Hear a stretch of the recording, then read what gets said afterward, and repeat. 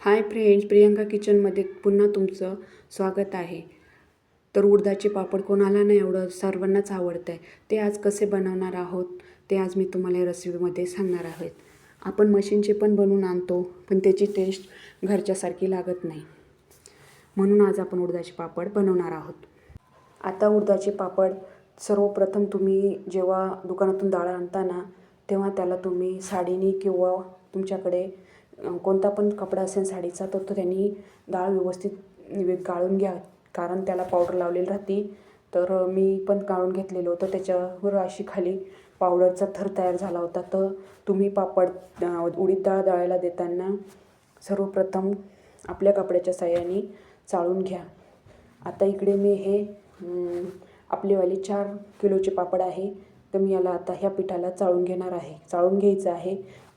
आता इकडे मी त्या पुढे आणलेल्या होत्या आपल्या दुकानच्या ज्या उडदाच्या पापड खाड भेटतो तो आपण आणलेला आहे. आता त्याला मी मिक्सरला फिरून घेतलेला आहे.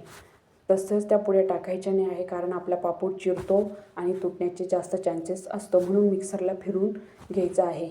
आता मी हे सर्व मिक्स करून घेणार आहे. याला व्यवस्थित आपण चमच्याच्या साहाय्याने मिक्स करून घ्यायचं आहे. आता याला मी हळूहळू आपल्या चमच्याच्या साहाय्याने मिक्स करणार आहे. तर तो जे कोणी नवीन असेल माझ्या चॅनलला लाईक करा, सबस्क्राईब करा आणि शेअर करायला विसरू नका आणि कमेंटमध्ये नक्की सांगा पापड कसे झाले होते. आता इकडे मी तेल घेतलेलं आहे, इकडे रुसना घेतलेला आहे पीठ कुटण्यासारखी, आणि इकडे परात घेतलेली आहे पीठ मळण्यासाठी. आता मी सर्वप्रथम आपण परातीला तेल लावून घेणार आहोत. परातीला तेल याच्यासाठी लावायचं आहे कारण उडदाचं पीठ हे खूप चिकट असतं. आपण जेव्हा मळतो ना ते पूर्ण हाताला आणि पूर्ण भांड्याला चिपकते, म्हणून व्यवस्थित आपण परातीला तेल लावून घ्यायचं आहे आणि हातालासुद्धा आपण व्यवस्थित तेल लावून घ्यायचं आहे. आता इकडे मी 1 किलो, साधारण 1 किंवा अर्धा किलो आपण पीठ मळायला घ्यायचं आहे. तुम्हाला जितकं पाहिजे असेल तितकं घ्यायचं आहे. तर इकडे मी अर्धा किलो पीठ घेतलेलं आहे आणि त्यात थोडंसं पाणी टाकून मी पिठाचा गोळा मळून घेणार आहे. तर तुम्ही गरम पाण्याचासुद्धा वापर करू शकता. तर इकडे मी थंड पाणी घेतलेलं आहे आणि आपण पिठाला मळून घेणार आहोत.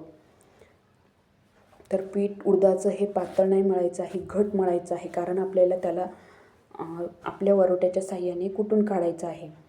आता यात थोडं पाणी कमी वाटलं म्हणून मी थोडंसं पाणी टाकून घेतलेलं आहे.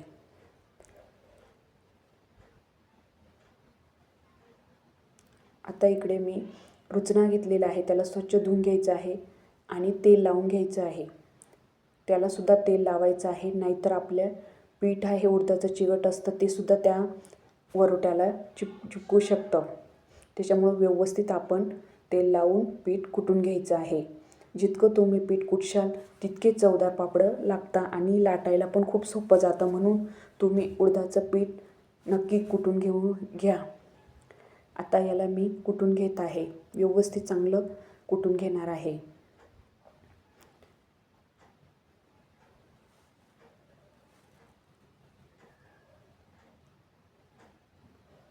आता हे बघा, पीठ कुटल्यानंतर आपल्या पिठाचा कलर चेंज व्हायला लागतो. आता इकडे मी छोटं पेड्यासारखं एक छोटासा गोळा घेतलेला आहे आणि याच्या छोट्या छोट्या लाट्या करून घेणार आहे. तर तुम्हाला हवी तितक्या आकारात जसा पापड पाहिजे त्या पद्धतीने तुम्ही लाट्या करून घ्यायचा. मी हाताच्या साहाय्याने अशा एवढ्या लाट्या करून घेतल्या आणि बाकीचं उरलेलं पीठ तुम्ही पिशवीमध्ये ठेवून द्या, नाही तर पीठ कडक व्हायला लागतं. आता इकडे मी तुम्हाला एक पापड लाटून दाखवते. आता थोडं पीठ टाकायचं आहे आणि लाटी लाटून घ्यायची आहे. तर तुम्ही जितकं पीठ कुटेल असेल तितकी ती लाटी लवकर पसरते आणि आपला पापड लवकर तयार होतो. आता मी एक पापड लाटून दाखवलेला आहे, तुम्हाला अजून एक दाखवते. आज पण सुरुवातीला उडदाचं थोडं पीठ घ्यायचं आहे. त्या पिठामध्ये आपण आपली जी छोटं पेड्यासारखं गोळा तोडून घेतला होता, कट करून घेतला होता, तर त्याला आपण लाटून घेणार आहोत. आता आपण लाटण्याच्या साहाय्याने त्याला पातळसर लाटून घ्यायचं आहे, खूप जाड नाही ठेवायचं आहे. तर आपल्याला उडदाचा जेवढा पापड आपण पातळ लाटू तेवढा तो खायला पण छान लागतो आणि कुरकुरीत पण खूप होतो. त्याच्यामुळं तुम्ही शक्यतो पापडाला पातळ लाटून घ्या. आता मी हे लाटणं हळूहळू फिरून घेतलं आहे, तर आपला हा पापड बनून तयार आहे. तर इकडे मी खूप जास्त पापड लाटून घेतले होते, हे बघा.